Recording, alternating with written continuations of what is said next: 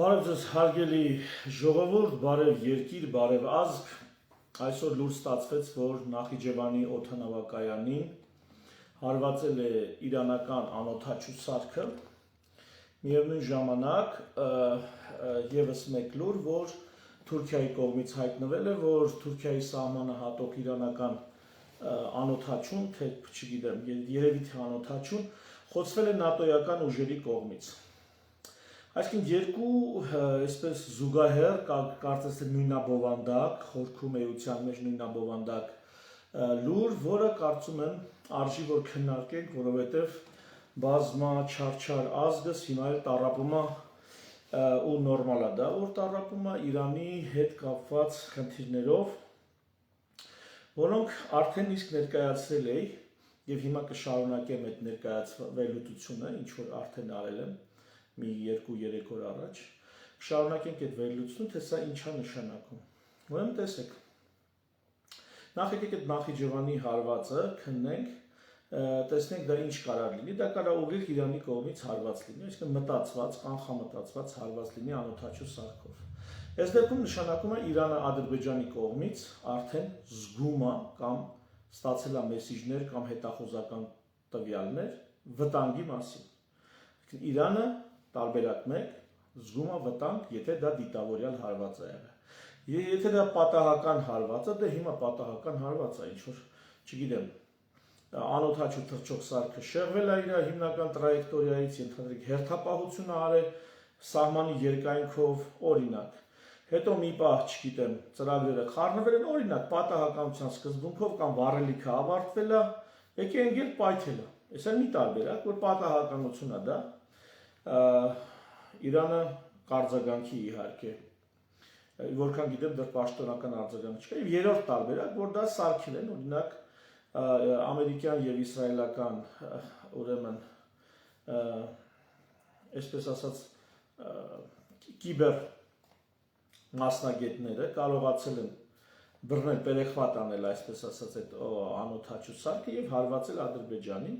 այսինքն ուղղորդված է, բայց արդեն Իրանի հակառակորդների կամ թշնամիների կողմից։ Այս էլ երկրորդ տարբերակը, երրորդ տարբերակը, որ հնարավոր է։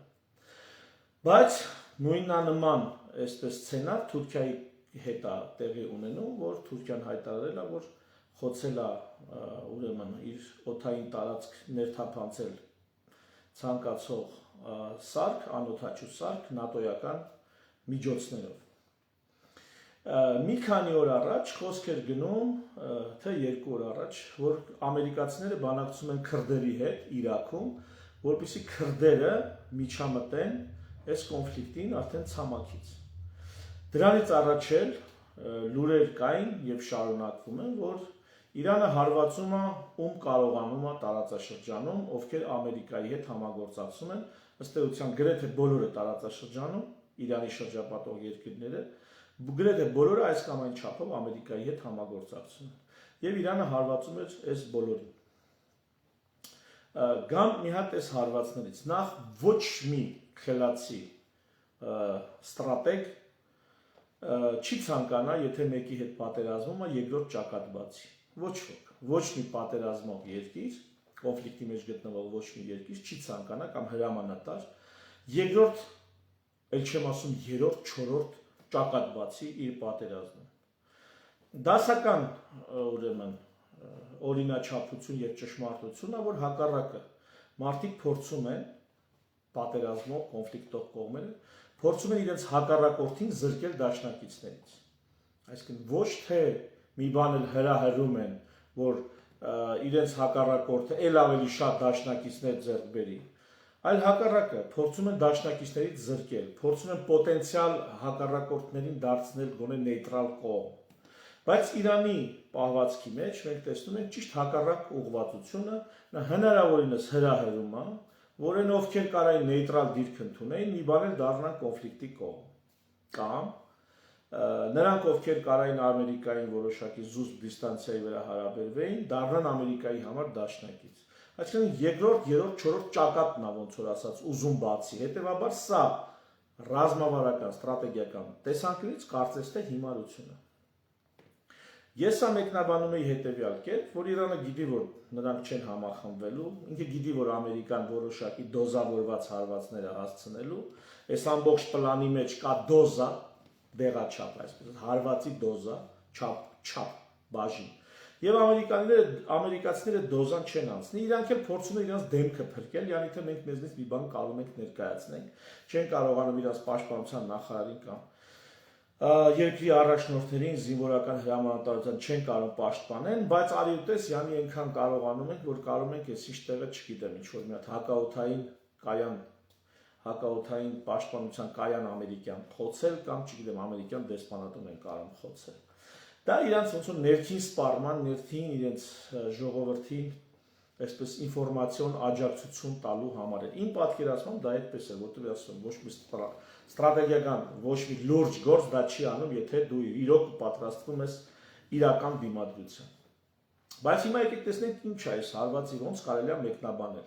Այնինչ ես ասում եմ բացարձակ ճշմարտություն չէ, բայց սա տարբերակ է, որը կարանք քննարկենք։ Եվ ընդհանրապես դուք ծանոթացեք իմ ուղեղը ոնց է աշխատում, միգուցե այդտեղից ինչ-որ պիտանի բան ձեզ պետք գա։ Եվ մեկնաբանություններում էլ ես կտեսնեմ ձեր ուղեղը ոնց է աշխատում։ Ուրեմն ես կարծում եմ, որ արդեն ներկայացրել եմ առաջի ֆազան, որը լավ կլիներ, որ այդ առաջի ֆազայով էլ ավարտվեր, ամերիկացիների հույսը նա էր, որ Իրանում տեղի կունենա որոշակի խելքի գալու գործընթաց, որ պետք է այնուամենայնիվ լինի իշխանափոխություն։ Կարծում եմ, որ առաջի քայլը դա է, որ Իրանում պետք է լինի իշխանափոխություն, որ կվերանայեն Իրանի էլիտաները իրենց մոտեցումները եւ նրանք ովքեր խանգարում էին, ամենաշատն էին խանգարում, որպեսզի Իրանում տեղի ունենա սերնդափոխություն, թարմացում, վերաարժևորում, բոլոր նրանք ովքեր ուրեմն սրան խանգարում էին, փաստացի Ամերիկան եւ Իսրայելը նրանց վերացրել է։ Եվ բոլոր նրանք ովքեր դեռ կան ու խանգարում են, նրանց էլ, եթե այսպես շարունակվի, վերացնելու է։ Այսինքն ուզած-չուզած իրանական էլիտաները գնալու էին նրան, որ այընկեր այդ արմատական պահպանողական կուրսից պետք է փոխվել դեպի ավելի առաջադեմ եւ ավելի պրագմատիկ կուրս։ Ինչի որտեղ աշխարհը առաջագնում, Իրանը հետա մնում։ Եվ ատոմային զենք իրան չի փրկի։ Այսօր արդեն դա կարելի է արձանագրել։ Ինչու՞։ Որովհետեւ օրինակ, ինչ ասեմ, Ռուսաստան ունի ատոմային զենք։ Ռուսաստանը տեխնոլոգիապես հետա մնում։ Ռուսաստանը աշխարհի հզորների շրջանում դարել է հետամնաց երկիր, փաստ է արդեն դա։ Ցավալի չի դա փաստ է։ Եվ ատոմային էլ ունի, եւ Ուկրաինայում խնդրեմ տեսեք ինչքան պատերազմը երկարում է։ Իհարկե դրանից ուկրաինացիները որպես այդպեսին չեն շահում, բայց Ռուսաստանի հիմնական մրցակիցները աշխարհ քաղաքական, իհարկե դրանից շահում են։ Իհարկե դրանից օգտվում են։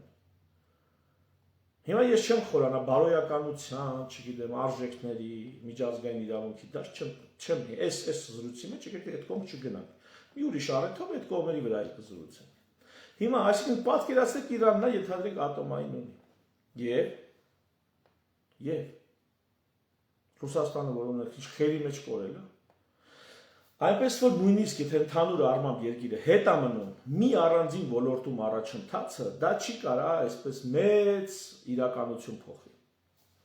Եվ առաջի ֆազան դրա համար է Իրանին երաշխավորելով, որ քո ամբողջականությունը չի տրովի, ես այդպես եմ կարծում, ամերիկյան եւ իսրայելական ուժերը, իհարկե Իսրայելը այնտեղ մի քիչ ավելի շատ իր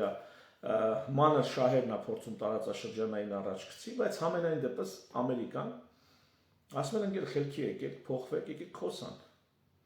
Չինաստանից հնարավորինս դիստանցիա պահի, մեր հետ էլ սկսի խոսալ, քո նավթն է, գազն է, ինչն է այմատ կառնենք, ինչ ես ուզում։ Մեծ ամերիկա-չինական խաղին կամ մրցակցությանը այս եթերում կաշխատեմ չանդրադառնալ, որովհետև մենք կոնկրետ Նախիջևանին հարվածն ենք, էլի սկսել վերլուծել։ Եվ ինչ է անում։ Իրանը չի համաձայնվում։ Իրանական այդ հին փդած գլուխները ոչ մի ձև չեն համաձայնվում իշխանափոխությամբ երկրի տարածքային ամբողջականության պահպանմամբ գնալ վերանայմա։ Չեն համաձայնվում։ Ամերիկան իր շահերի համար է անում, այլ Չինաստանի հետ մրցակցության կոնտեքստում է սա անում, էներգակիրների շուկայում ընդհանրապես ազդեցություն ունենալու համար իր հաշվարկները առաջ տանելու համար անում, դա հասկանալի է։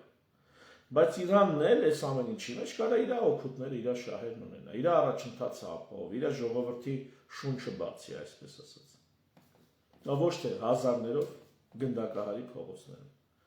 Ինչի համար, որովհետև մարդիկ ոտքի էին կանգնել։ Դե տես չի լինում, տենց երկար չես ձգի։ Ցավոք սրտի տենց երկար չես ձգի, անգետ, կամ բարեբախտաբար տենց երկար չես ձգի։ Չես կարող։ Հետո ասենք բանը աղջիկների դպրոցում խոսում են, որ իսրայելական հարվածից, եթե չեմ սխալվում, երեխեք են մահացել, դպրոցականներ եւ այլ եւ այլ։ Ինչը ողբերգականը, ինչը քննադատելի է, բայց մի նկարել տեսա եւ եթե չեմ սխալվում, դա ֆեյք չէ, որ Իրանի բարձրաստիճան պաշտոնյան մամլո ասուլիսա տալի դպրոցի շենքում։ Այսինքն Իսրայելը չի կանգնում են բանի առաջ, որ եթե մի պաշտոնյայի որոշ չլա վերացնել, ու նա նույնիսկ դպրոցում է գտնում, նա այդ պաշտոնյային վերացնելու է դպրոցում։ Արդյունքում իհարկե դա հակամարտկային է, իհարկե դա նույնիսկ ռազմական հանցագործություն է։ Այն ինչ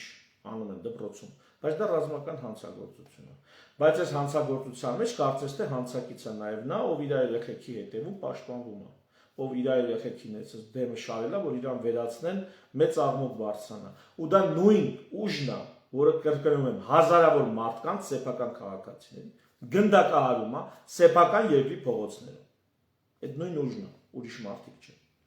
Լավ կլինի, որ այս ուժը վերանայի կամ չգիտեմ, էլիտաների մեջ ի հայտ գան ավելի թարմ եւ ավելի սեփական քաղաքացիների նկատմամբ ավելի նվիրված կարմիր գծեր ճանաչող ուժեր, բայց ինչ որ է։ Առաջի փուլով ամերիկացիները կարծում եմ սա առաջարկել են։ Վերանայեք ձեզ, ձեր տարածքային ամբողջականությունը մենք երաշխավորում ենք։ Չեն ուզում ամերիկացիները եւ Իսրայելը, ավելի շատ ամերիկացիները, որտեղ մտածում են, որ այստեղ ամերիկանը ռազմավարությունը մեծ, Իսրայելի մասնակցությունը ավելի շատ տակտիկական նշանակություն ունի, կարծում եմ։ Թե չի բացառում մարդիկ լինեն, որ ասեն, չէ, ստրատեգիան գծում է բան Իսրայելը։ Ինչ որ է։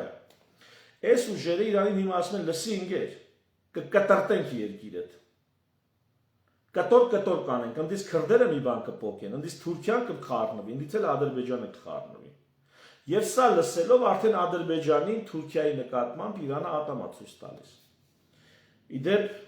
ովքեր տեղյակ չեն, ասեմ, ատամ ցույց տալը իշխանների դեպքում կամ գայլերի դեպքում դա նույն այնքան էլ լավ նշան չի, որտեվ իսկական գործ անող շունը կամ գայլը անում է։ Ատամ ցույց տալը դա վախացնելու, զգուշացնելու նշան է։ Նույն այդքան էլ լավ նշան չի։ Մի քիչ վախի նշան է։ Վերջ ատամ է ցույց տալի Իրանը, Ադրբեջանին եւ Թուրքիային։ Եվ ինչ ալնելու։ Անցնում են հաջորդ ֆազա, սպառնում են, որ կկտրտեն երկիրը։ Իհարկե դա ձեռ չի տալի այդ թվում խոշոր աշխարհաքաղաքական կենտրոններին, որ Իրանը քայքայվի։ Բայց արդեն իսկ այդ սպառնալիքը Իրանի առաջ դնում են։ Մեսիջը, ուղերձը, ուղարկված է։ Կմասնատենք ձեր երկիրը, եթե չհամաձայնվեք վերանայել ինքներդ ձեզ։ Եվ եթե մեր շահերը թույլ չտաք, որ մենք ձեզ հետ համագործակցությամբ, առևտրով մեր շահերը առաջ տանենք այդ թվում ձեր երկրում։ Սա արդարության մասին չի, սա միջազգային իրավունքի մասին չի։ Սա պրագմատիկ, միջ պետական, ջունգլիական հարաբերությունների մասին։ Ովքեր ցավում են, որ կյանքը այսպես է, ես էլ ցավում եմ, որ դուք դպրոցում կենսաբանություն չեք սովորել։ Ես էլ դրա համար եմ ցավում։ Նրանից հետո էլ սոցիոլոգիա եւ հոգեբանություն չեք սովորել։ Նրանից հետո էլ իրավունքի ծագումը չեք սովորել։ Ընդհանրապես։ Ես էլ ցավում եմ, որ դուք ըդար անկիրթ եք, որովհետև ռեժիմներ կան, տարբեր ռեժիմներ, ամեն ռեժիմում որոշակի օրինաչափություններ են գործում։ Ռեժիմներ կան մաքուր կենսաբանական, ռեժիմներ կան մաքուր ներընտանեկան, բացարձակ նվիրվածություն, անշահախնդիր, անձնազոհություն, սենց ռեժիմներ էլ կան կյանքում, բայց կախված է դա որտեղ է։ Արդարություն եւ այլն, այս ամեն ինչը ներքին միջավայրերում, արտաքին հարաբերություններում փորձում են մանևրել։ Լավ, ես էլ մի օր առանձին կխոսանք։ Եվ հիմա այդ սպառնալիքն է Իրանի առաջ։ Ասում են կտրտենք ձեր երկիրը։ Եվ պահպանողական արմատականները կարծես թե ասում են մենք չենք հանձնվի։ Այստեղ տեղին է հիշել, ինչպես օրինակ Ղարաբաղը Ադրբեջանին կտանք, ենթադրենք իշխանափոխություն թույլ չենք տա, լուրջ իշխանափոխություն։ Քաղաքական բևեռների հետ կապված բանակցություններ։ Հայաստանը մեջտեղից կկդրենք, բայց ճիշտը չենք ասի։ Առողջ ուժեր չենք թողնի գան քաղաքականություն։ Հայաստանը Թուրքիայի Ադրբեջանի մեջ կկիսենք, բայց թույլ չենք տա, որ բացի օլիգարխներից նախկին նախագահներից, մեկ էլ իրանցից ներկաներից, ինչ որ մեկը դաշտում հայտնվի եւ ուրիշ ուղղությամբ տանի երկիրը։ Երկրին պիտանի ժողովրդին, ազգին պիտանի ուղղությամբ տանի։ Այսինքն սա, երբ որ պաշտոնը, դիրքը, ստատուսը, իշխանությունը սերտաճում է իշխանավորների քամակին, տասնամյակների անփոփոխ իշխանավարման արդյունքում, սենց բաներ է լինում։ Երկիրը տուրը կտան, բայց իրենց սեփական ժողովրդի միջից ծնվող այլ էլիտաների չեն տա։ Դա մենք տեսել ենք Ղարաբաղյան 96 թվականից մենք դա տեսել ենք։ 1996 թվականից մենք դա տեսել ենք։ Ու այդպես շարունակաբար մինչև այսօր։ Այսօր էլ ընտրությունները ում միջև է։ Էլի նոր ելույթ թևով ներկայացող նախկինների կամ հին կապերով այսպես վերակենդանացող նախկինների եւ դրանցից ոչ ավելի լավը ներկաների։ Կամ լավ, մի խազ ավելի լավը երևի թե։ Մենք նույնիսկ ասի հակառակ։ Էլի զորբաների միջև ոչ իրավունք, ոչ օրենք, ոչ երկրի, ժողովրդի, ազգի շահ, ոչ բարձր գաղափարներ, ոչ ֆունդամենտալ փոփոխությունների մասին լուծումներ, ոչ մի բան։ Ջիշովի պոպուլիզմով ներծծված քանի խոսք եկել է ասեմ։ Ժողովուրդ լուրջ քաղաքագիտությունը, լուրջ քաղաքականությունը ջանքեր է պահանջում նախ խելքդ հարստացնելու, ուղեղով հարստանալու ջանքեր է պահանջում։ Պիտի ասենք հաճույքներից, հոգնած ժամանակ քեզ տրամադրես, հաճույքներից զրկես, ընտանիքի հետ անցկացրած ժամանակից կրճատես ու էականորեն կրճատես, կարդաս, ուսումնասիրես, դասախոսություններ լսես, հաշվարկես, արհեստական բանականության հետ երկար քննարկում անես, որտեղ դա էլ ահագին բան է սովորացնում։ Քննարկում անես ոչ թե իր կարծիքով, այլ օրինակ հղումներ պահանջելով, միշտ հղումներ պահանջելով։ Երբ որ արհեստական բանականությունը մի բան ասում, ասում ես հղումը տուր։ Դա որ գիտնականի, որ քաղաքագետի, որ, չգիտեմ, պետական գործչի ասածն է, որ միջազգային փաստաթղթից է, որ այսպես հայեցակարգային քաղաքագիտական կամ սոցիոլոգիական աշխատությունից է։ Եթե այսպես մանրամասն, սա ժամանակ, էներգիա, չարչարանք է, բայց մեր ժողովուրդը հələ ոչինչ, էլիտաները այս ամեն ինչի մասին չեն ուզում հոգ տանեն, չեն ուզում, այլ իրանք ջանին նեղություն տան։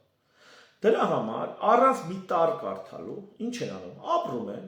դե տեսնում են եղավ պատերազմ, տեսնում են եղավ իշխանափոխություն, եղավ հեղափոխություն։ Աչքով տեսնում են, ձրի տեսնում են։ Եղավ պարտություն, եղավ հանձնել, ձրի, այս ամեն ինչը ձրի տեսնում, չեն կարդում, իրանց կյանքում տեսնում են։ Ու իրանց ամբողջ քաղաքական միտքը կենտրոնացնում են սրա շուրջ։ Սրանից դուրս, օրինակ պետության հիմնադրույթների մասին, մի տար, մի խոսք չեն ասի։ Թեև պետություն պիտի ունենաս, որ այս ամբողջ արհավիրքների նկատմամբ ունենաս դիմադրողականություն եւ կարողանաս պատասխան տալ։ Եթե պետություն չունես, դու մենակ ես քո անձնական փորձով, այսպես նստած նայում ես, էլի ձրի, մուֆտա, ինչա տալի քեզ պատմություն, ինչ արհավիրքներ ա բերում ազգի գլխին։ Այդ արհավիրքների շուրջ էլ դնում ես քաղաքական ծրագրեր ես ներկայացնում։ Ձրի նստեն նայել ես, տենում ես լիքը մարդ, ասենք դժգոհ է, ինչի՞ց է դժգոհ։ Մի հատ լավ շատ սոցապրոս են անում։ Ասում են ժողովուրդ ինչի՞ց եք դժգոհ։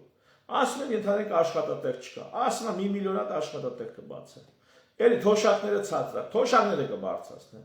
Էլ ինչ ես ուզում, առողջապահությունը խնդիր ունենա։ Առողջապահությունը, էլ զինվորականությունը, անվտանգություն, հարց չկա աշխարհի ամենահզոր բանակը կստեղծեն։ Ինչ ուզես այդպես օթում խոստումներ տալով, բոլորը, ես մի հոգու չեմ ակնարկում։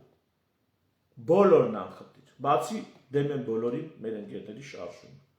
բացի դեմ եմ բոլորին կամ բոլորին դեմ եմ շարժումից, անխտիր բոլորը,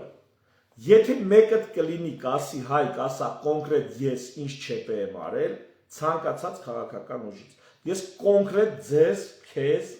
հարգելի գործընկեր կամ հայրենակից, ես կոնկրետ կասեմ դու ինչ չեպե ես արել, անգամ եթե դու սուրբ ես ճանաչված ժողովրդի կողմից կամ քո համակիրների կողմից հարգարժան մարդ ես, ինձ Հայկ ուղարկի հրապարակային, ասա Հայկ ես ինչ եմ արել, ես կասեմ թե դու ինչ ես արել, որ այդ բոլորի շարքում ոչնչով չես տարբերվում, Նիկոլից ոչ լավն ես, ոչ Տաշիրից ես լավը, Սամվել Կարապետյանից ես լավը ներողությունը Տաշիրը ասելու համար, ոչ Ծառուկյանից ես լավը, ոչ Թաթոյանից ես լավը, ոչ Քոչայանից ես լավը, ելով ասեմ, ոչ Բևերից ես լավը, ում ասեմ, նույնն եք, տարբեր գույների, բայց նույն սկուտեղի մեջ դասավորված, բոլորդ էլ նույնն եք, սեփական փորձով, ինչ տեսել եք առանց ձեզ նեղություն տալու, դրա վրա էլ ձևավորել եք ձեր քաղաքական ծրագրերն ու գաղափարը, որը մի 80%-ով պոպուլիզմ է, մի 10%-ով էքստրեմիզմ, այն մնացած 10%-ն էլ փողի ակնարկա, երբ որ օրը կգա, այն 10%-անոց փողի ակնարկը, շահի ակնարկը կդառնա 60%, 70%, 30%-ը կբաշխվի պոպուլիզմի և էքստրեմիզմի և չգիտեմ ինչի միջև,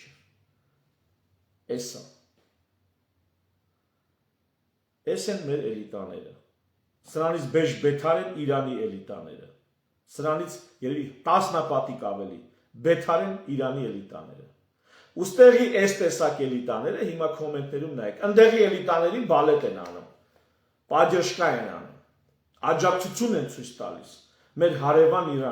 հարևան Իրանը վարի է գնում ժողովուրդ ջան, մեր հարևան Իրանը իր այդ 80 միլիոն ժողովրդով, մեծ մասը երիտասարդություն, բացառիկ կրթական համակարգով, փայլուն դեմքերով ու տաղանդով, անսպառ ռեսուրսներով մեր հարևան Իրանը վարի է գնում։ Դա ինձ համար ցավ է։ Ու ես փոխանակ պոլիտ կոռեկտության շրջանակներում ասեմ, այո, ես էլ ձեզ հետ եմ։ Մենք բոլորս Իրան ենք, չէ։ Քննությունից կտրվել եք, հարգելի Իրանի իշխանություններ, սա այն դեպքում, եթե դեսպանատունը monitoring կանի, դուք կտրվել եք երրորդ լիկվիդից, կամ էսա երրորդ լիկվիդը գնում է, ու դուք կտրվում եք, մենք չենք ուզում, որ մեր հարևան այդ հալի բնի, ձեր պես պոտենցիալով, մեր ընդհանուր հարևանության, պատմության բոլոր կողմերը հաշվի առնելով, մենք չենք ուզում, որ ես չեմ ուզում տես լինեմ, բենքի ամիս չասեմ, ես չեմ ուզում, որ տես լինի, ես չեմ ուզում դուք մի քանի հազար մարդ գնդակահարես փողոցում, գացես թե ասես ամերիկացիները երեխեքի դպրոցում տրակցրել են։ Ես ուզում եմ դու այդ ոճիրը գործած Իսրայելը թե Ամերիկանը, այդ հարվածի համար երեսատեղ ունենաս խոսալու, բայց դուք երեսատեղ չունեք։ Եվ այդպես է լինում բոլոր այն ռեժիմների հետ, ում հետույքը սերտաճել է պաշտոնին, աթոռին, գահին, բոլորի հետ։ Արևմուտքը, որ եկել է դեմոկրատիային, իսկ ավելի ճիշտ է ասել ռեսպուբլիկանիզմին, այ որ եկել է դեմոկրատիային, դա արդյունավետության խնդիր է եղել, դա միայն արժե համակարգի խնդիր չի եղել, դա նախ եղել է արդյունավետության խնդիր, տեսել են, որ այտենց ապրողները հաղթում են ոչ այտենց ապրողներին, իրանք ուղղակի տեսել, այտենց ապրողների տնտեսությունը, տնտեսական մրցավազքում հաղթում է այտենց չապրողների տնտեսությանը, այտենց ապրողների գիտությունն ու տեխնոլոգիաները հաղթում են այտենց չապրողների գիտությանն ու տեխնոլոգիաներին, այդ դեմոկրատիա ասածը, էլ եմ ասում, որ ինքան էլ իմ սրտով չի այդ ձևակերպումը դեմոկրատիա, ռեսպուբլիկանիզմի տրամաբանությունը, ընտրովի իշխանություններ, փոփոխվող իշխանություններ, իշխանության սահմանափակումով աշխատող իշխանություններ, իշխանության բաշխմամբ երկրով մեկ վերից վար եւ ամեն մակարդակում էլ հիերարխիկ հետերարխիկ թևերի միջև բաշխված իշխանական եւ կառավարման համակարգը կրում է ոչ այդպես ապրող համակարգին։ Չինաստանի համար առանձին զեկույց կներկայացնեմ, եթե կուզեք այդպես ասեմ, որտեղ չինական մոդելը աշխարհում ես պահին ապագային պատրաստվող, ապագայի ամեն ինչին պատրաստվող, ճգնաժամերին պատրաստվող 3 խոշոր մոդելներից մեկն է։ Եվ Չինաստանի տարբերակը այլ է։ Այսինքն դեմոկրատիային որ եկել են, Չինաստանն էլ վերջ առաջ բացեց տնտեսությունը, ազատականացրեց տնտեսությունը, սկսեց ամբողջ աշխարհի հետ առևտուր անել։ Այդ թվում Իրանի հետ, հարավամերիկյան երկրների հետ։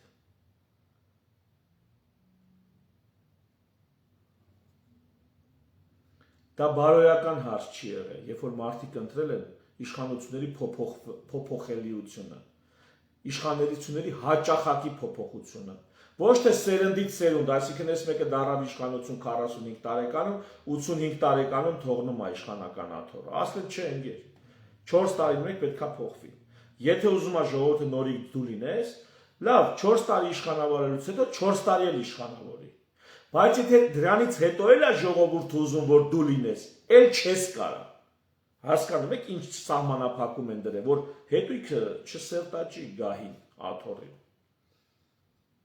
Եթե նույնիսկ ամբողջ ժողովուրդը ուզում է որ երրորդ սռոկել, այս ինչ ղեկավարը լինի։ Եվս 4 տարի կամ եվս 5 տարի։ Խելոք մարդիկ, իմաստուններ, փիլիսոփայական մտքի տեր մարդիկ, ասեն չէ, դա արդեն չպետք է թողես։ Սա է ռեսպուբլիկանիզմը։ Դեմոկրատիան ասում է, ժողովուրդը ոնց ասում է, դա ճիշտ է։ Մեծամասնությունը ոնց ասում է, դա ճիշտ է։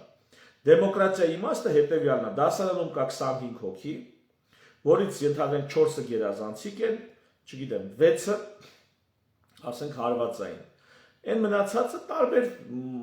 աստիճանի սովորում կամ չեն սովորում։ Այսինքն մեծամասնությունը